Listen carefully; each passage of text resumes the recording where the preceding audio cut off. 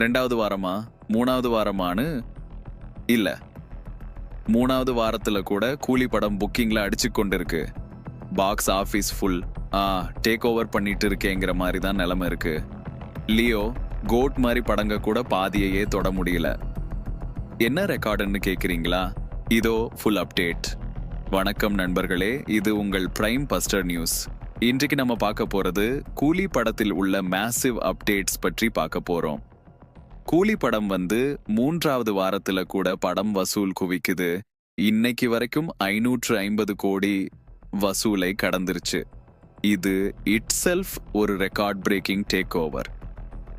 நார்மலா பெரிய படம் வந்துட்டா செகண்ட் வீக்குக்கு கலெக்ஷன்ஸ் டவுன் ஆயிடும்.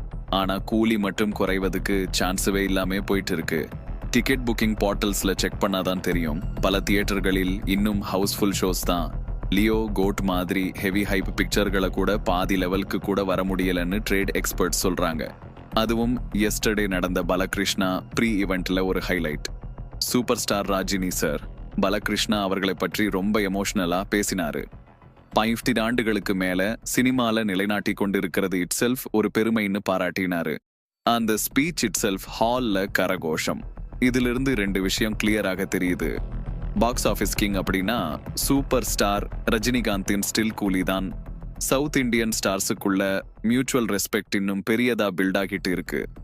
சினிமா ரசிகர்கள் எல்லாம் இன்னும் சொல்லிக்கிட்டு இருக்கிறாங்க. 3வது வாரமா இருந்தாலும் கூட கூலி கலெக்ஷன்ஸ் டவுன் ஆகவே இல்லைன்னு. என்கிட்ட காமெண்ட் ஒரு நண்பர் @MFFSNDSTS DUYY ஜெய் படத்தை விட சூப்பர் ஸ்டார் ரஜினிகாந்த் படத்துல தான் எங்களுக்கு அதிக லாபம் வருதுன்னு தியேட்டர் ஓனர்ஸ் சொல்றாங்க ப்ரோ.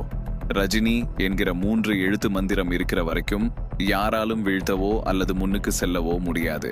சூப்பர் ஸ்டார் ரஜினிகாந்த் மட்டும்தான் 50 வருஷமா வசூல் சக்கரவர்த்தி அப்படின்னு நிரூபிக்கிறாரு. இந்த வீடியோ உங்களுக்கு பிடித்திருந்தால் லைக், ஷேர் மற்றும் சப்ஸ்கிரைப் பண்ணுங்க.